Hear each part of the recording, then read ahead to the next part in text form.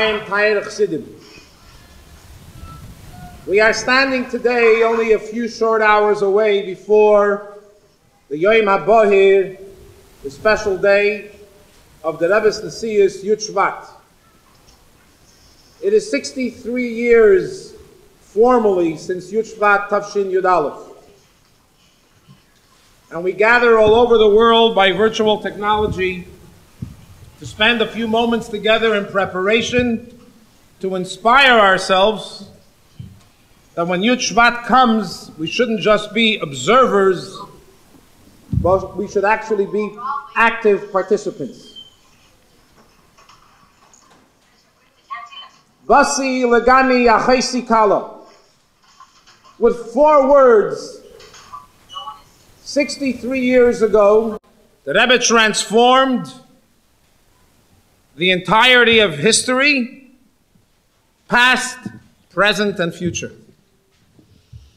Basi Lagani Yachoisikalo simply means that the Eibishter says, I am coming and returning to my own garden. It was upstairs in 770. We all know what the room upstairs in 770 looks like.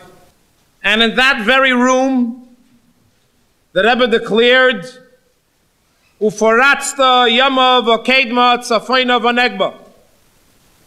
That we will reach out to the east and to the west and to the north and to the south, and we will bring about the Gilui Ashchina all over the world, b'chol katzvei tevel, b'chol mokim shahu. The Rebbe's dream and goal is Kibush Ha'olam, Einem in the Welt.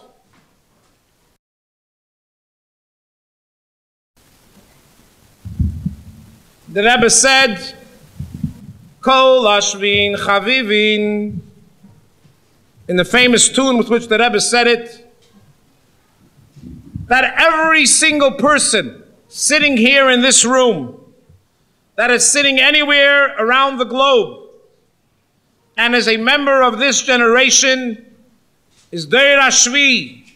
You're a member of the 7th generation, and therefore you are beloved and special. You are not just somebody that was randomly born among 6 billion people on planet Earth in a particular year. You were hand-chosen and hand-picked. As we know, as Chassidim, the Rebbe Rashab chose Talmidim that will be here in Neshamis.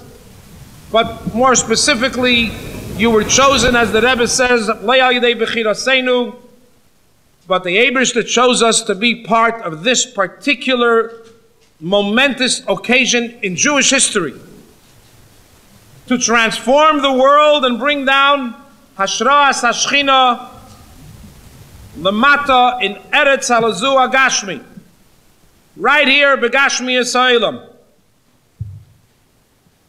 We say Chavivin, we are special.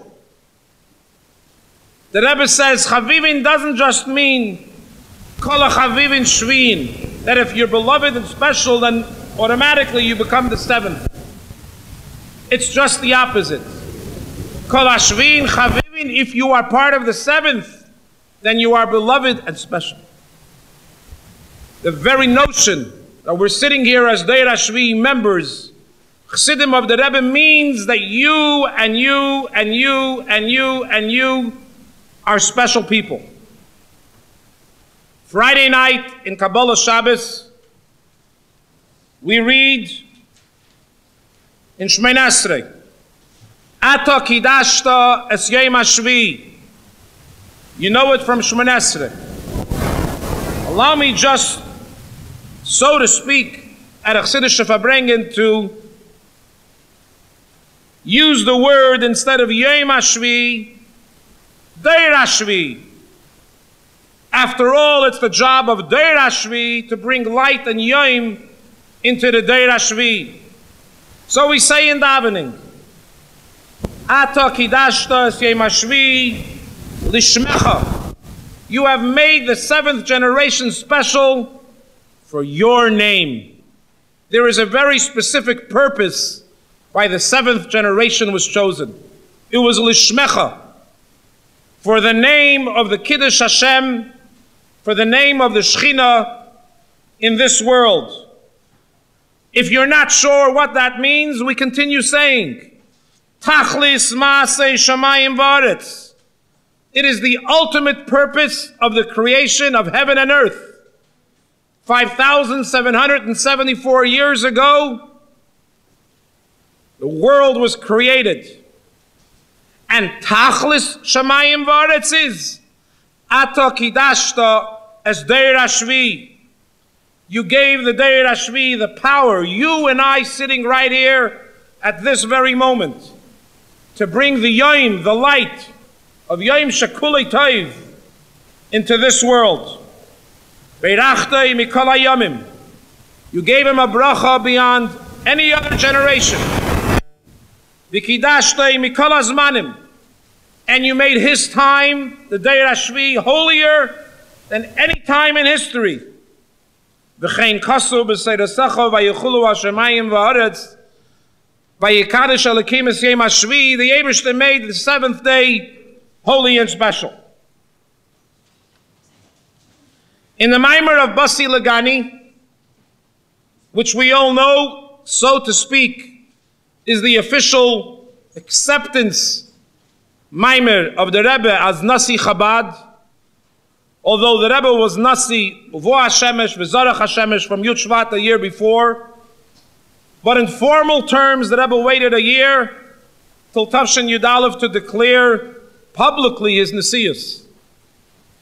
And in that Maimer the Rebbe talks at length about many aspects, whether Ein Sav Shalifni at Tzimtzum and so on, but let us focus on Avas Yisrael. And he brings a story of each of the Rabbeim.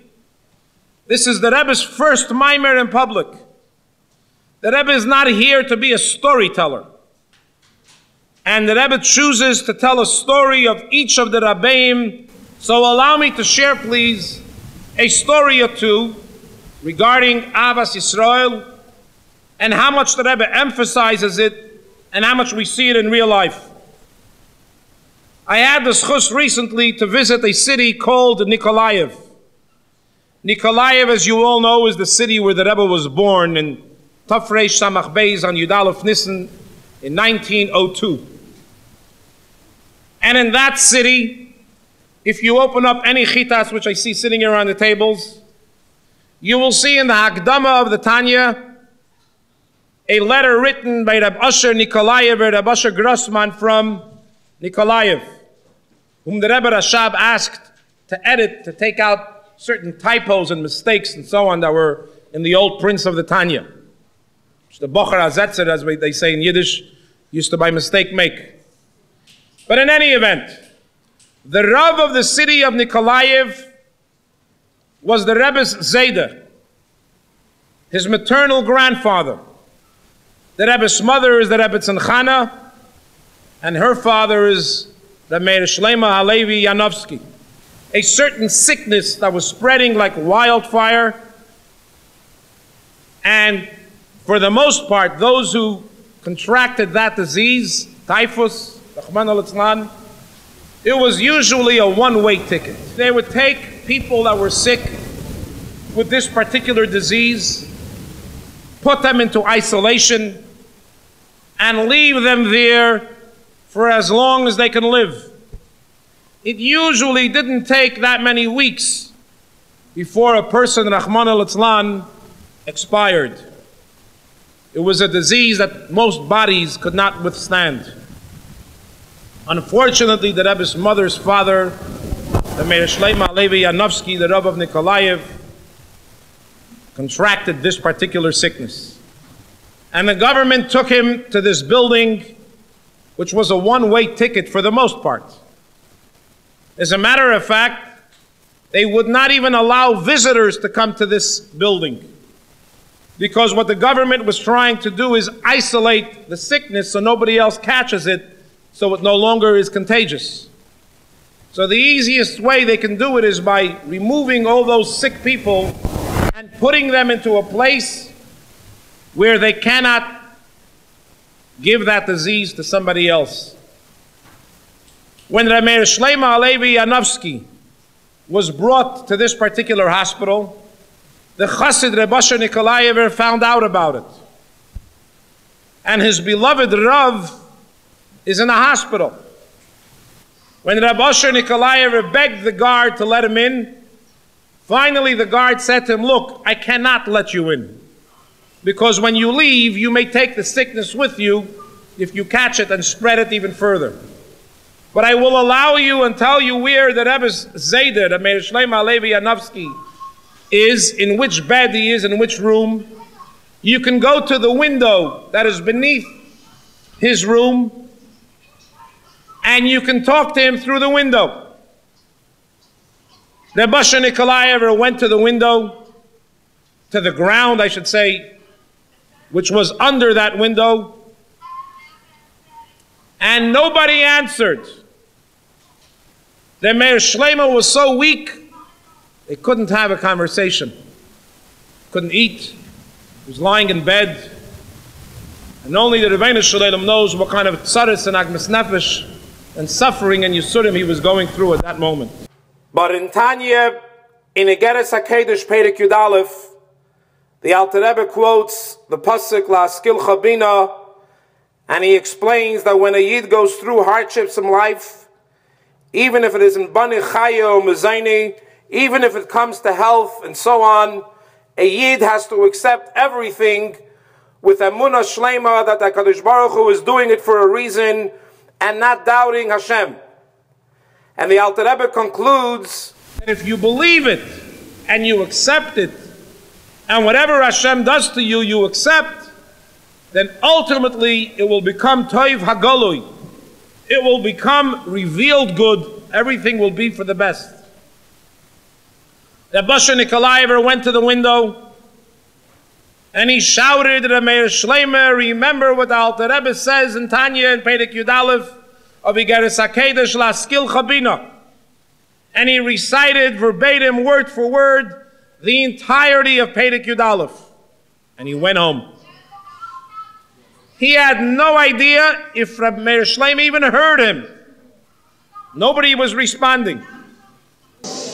In any case, Reb Meir Shleima was lying in bed, not healthy, in a life-threatening situation, and every single day, the Chassid Reb Asher Nikolayever came back to the same window for many weeks. And he said the same thing, La Askil Chabina Reb Meir Shleima, remember what the Alter Rebbe says in Tanya, that everything happens from Hashem, it's all good, and believe it, and eventually it'll become Toiv Hagolui. Even if you're suffering in Ban Nechayu, Mezayna, you're suffering in the worst things of possibly in life, have emunah in HaKadosh Baruch Hu, all will be fine. One day, after many weeks, Meir Shleima suddenly wakes up and he says to the doctor, "I'd like to go home." This never happened. Patient should wake up from such a condition. The doctor checks him out, says, "You know what? He's healthy." And after a thorough checkup, he allows him to leave. A miracle. Usually people that come to that particular building are on a one-way ticket. Reb Meir Shleima had a two-way ticket. He came in, now he's coming out. He comes home, and they make for him a spontaneous Farbrengen, a Kabbalas Panim for the Rav of the city. At that Kabbalas Panim, Reb Asher Nikolayever arrived. And then Meir Shleima said to him, "You should know that it was your Avos Yisrael of coming to visit me every day and shouting through the window the words of the Alter Rebbe of Igeres HaKedesh La Askil Chabina Perek Yud Aleph that gave me the strength, the courage to be able to continue to fight for life and eventually to persevere and Baruch Hashem miraculously to survive." Reb Asher Nikolayever never even knew if his words will have an impact. He had no idea if the person that he's talking to is conscious. He had no idea if his words will have an effect. Statistically, it was a waste of time. But Avas Yisrael doesn't mean that I invest time and effort to help somebody because I know for certain it's going to work.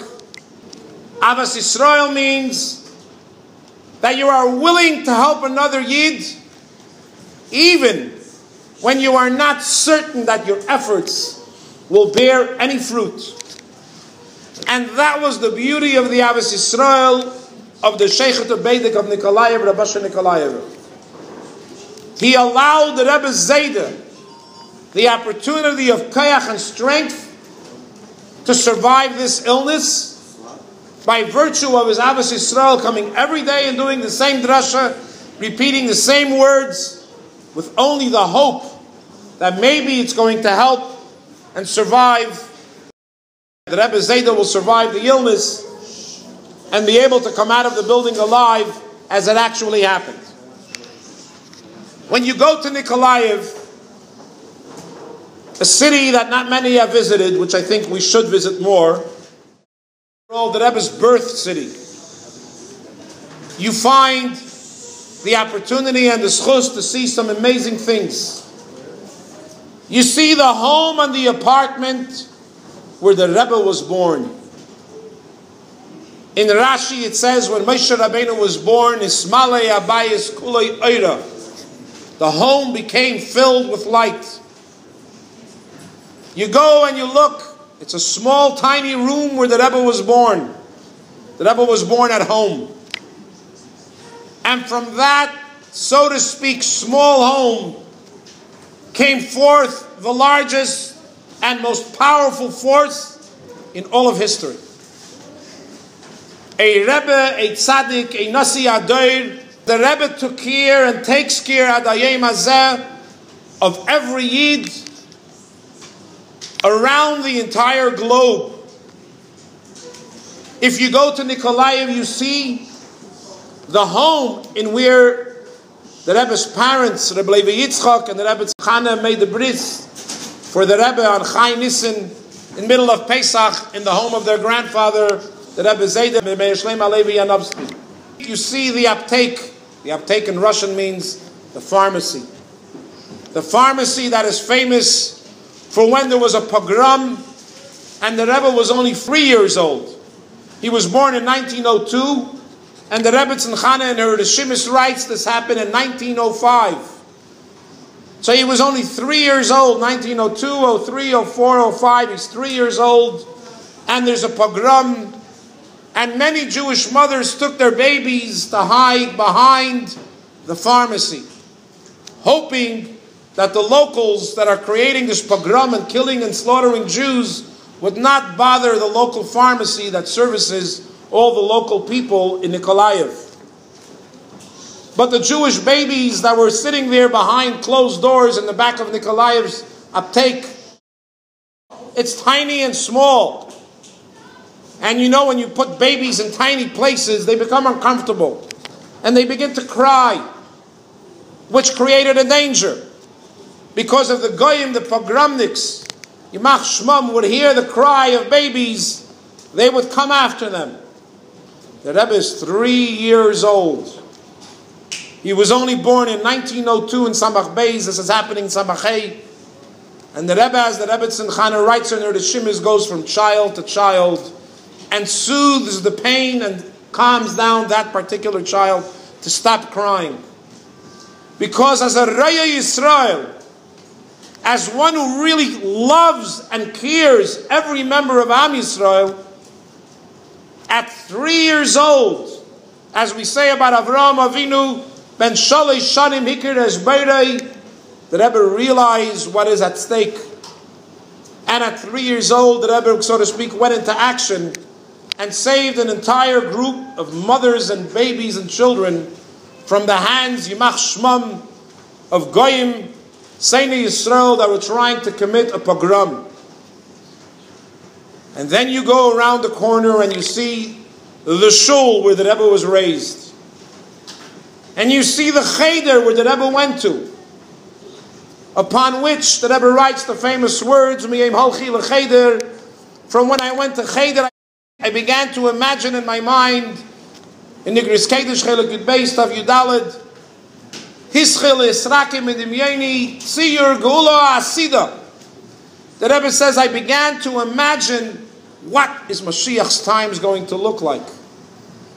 Because as the Rebbe goes on to write, after so many millions of Jews that was slaughtered and butchered and their blood was spilled like water, what does the Rebbeinu Shalom have to compensate for the pain and the suffering of Am Yisrael for thousands of years?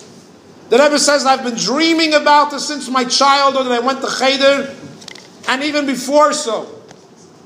And you're standing in the room of the Rebbe's Cheder, and you realize that in this particular Cheder, the Rebbe started revolutionizing the world, of bringing the world closer to Bias HaMashiach. You travel not far away, just a few hours in relative terms, to a little village called Igren, right outside of Dnepropetrovsk, where Lubavitch today has built an enormous, beautiful empire. And you come suddenly to a small Kever Achim, and you see the place where the Rebbe's middle brother, the Bedel, was shot, Yimach Shmam, by the Nazis. And you realize just a little bit, just a glimpse of the pain that the Rebbe must have suffered, knowing that his own brother was shot. You travel to Alma Ata, where the Rebbe's father's oyel is, Rebbe Levi Yitzchak Schneerson, and you realize the Mesiras Nefesh, as the Rebbe says in Basi Legani Ahavas Yisrael, of both of the Rebbe's father, who devoted his life to Jews of Russia, risking his life and ultimately paying with his life. You realize the Mesiras Nefesh of the Rebbe's mother, the Rebbe Tzimchana, to voluntarily join her husband, going all the way out to a remote place in Kazakhstan. They lived for almost 5 years in Shiali, in a remote village that is filled with mosquitoes and bugs and puddles of mud that never dry throughout the year. And there the Rebbe Tzimchana devoted herself to her husband so he should be able to continue his Avedus HaKedesh of Arbatas HaTeira V'Hayadus, making him ink and so on. Then you stand by his oil. As I was standing there, a Jew was standing next to me. And in few words I asked him, if you don't mind me asking you, what brings you here? And he answered me words that I shall never forget. He said, why am I here? Because I love the Rebbe. And if Rebbe Levi Yitzchak raised the Rebbe, I came to say thank you on Chafav to the person who raised such a child that transformed the world with more than 4,000 Chabad houses around the world. Ashreinu matayv chalkeinu. We don't sometimes pay attention to what we have. Our minds and our Yetzaharis, as the Rebbe talks in Basi Legani, takes us away sometimes to Narishkeit. But in Basi Legani, the Rebbe says, Kadiskafya Sitra Achra, it is our job to transform the Yetzirah, to take the sheker and the falsehood of the Yetzirah and transform it into krushim, into beams and pillars, to build a home for HaKadosh Baruch Hu in this physical world. In Elam Haza Agashmi. This year will be 70 years since the Istalkus of the Rebbe's father, Rebbe Levi Yitzchak. When the Rebbe talks in Basi Legani about the power of Ahavas Yisrael, we are inspired, if you pay attention, by what has happened and what the Rebbe's parents have done for Am Yisrael and giving us the matana of the Rebbe. In Lekut HaSichos, the Rebbe writes that you love a Rebbe because Hu Anasi V'Harosh and Mimenu Val Yodayim Kol HaAshpois Begashmis U'Beruchnis. Everything that we have comes from Hashem, but is channeled to us through the Rebbe. When you realize that the Rebbe is worrying about you and about me and about every single Jew around the world. 24 hours a day, 7 days a week, 365 days a year. It is not a Rebbe that was. It's a Rebbe that is. For the Rebbe continues, the Rebbe worries and loves you sitting right here in this room. And therefore, we respond with the love that the Rebbe shows us, kamayim apanim lepanim, at least within reason, to the power that we can have. And we devote ourselves in our own way of becoming the Rebbe shluchim as the Rebbe wants. Vert shluchim egeitainam in the Welt mit Yiddishkeit. To do what the Rebbe is asking from us. I have heard the story from Rabbi Halberstam, who worked at the Rebbe's home serving the Rebbetzin. Many years ago in the Lameds, in the 1970s, and one day, it was a Friday afternoon, and he hears the Rebbetzин's voice crying out. He looks for the Rebbetzin and he finds her at the basement steps on the Rebbe's home on President Street. And when he helped the Rebbetzin up, he asked the Rebbetzin, your foot is hurting, maybe we should go to a doctor. They went to a radiologist right here on Grand Army Plaza on the corner of Eastern Parkway. He gave them royal treatment, and he came out and he notified them, the good news is the bone didn't break. However, some ligaments tore, or a ligament tore, and therefore the Rebbetzin will not be able to stand on her feet for multiple weeks. When he brought the Rebbetzin back home to President Street, he didn't know what to do. He was in a dilemma. The Rebbetzin clearly told him, I know you probably want to let my husband, the Rebbe, know. I am asking you not to do so. On the other hand, he was a mitzvah v'aimid. The Rebbe warned him in advance that if anything should, God forbid, ever happen to the Rebbetzin, please let me know in person. So he has to tell the Rebbe. So he asked the Rebbetzin permission if I can go home and change my clothing for Shabbos. He ran to 770 and he knocked on the Rebbe's door. The Rebbe opened the door. He told the Rebbe that this is what happened to the Rebbetzin. I took her to the doctor. Everything is okay. But the Rebbetzin cannot stand on her feet, or on that foot at least, for a number of weeks. Friday night came, a few hours later, and it's time to make Kiddush. There's a dilemma here. The Rebbetzin doesn't want to aggravate the Rebbe by telling him she's not allowed to stand. But the Rebbe knows what happened because Rabbi Halberstam came to the Rebbe and told him what happened. So before Kiddush, the Rebbe turns to the Rebbetzin and he says to her, Ich sah, du bist vermattet. Besser soll sitzen auf Kiddush. I see you're tired. It's better you should sit for Kiddush. Okay? Kiddush passes, everything is fine. Now it comes time for Netilas Yadayim. Hamaitzi. The Rebbetzin says to the Rebbe, you know, I was hungry.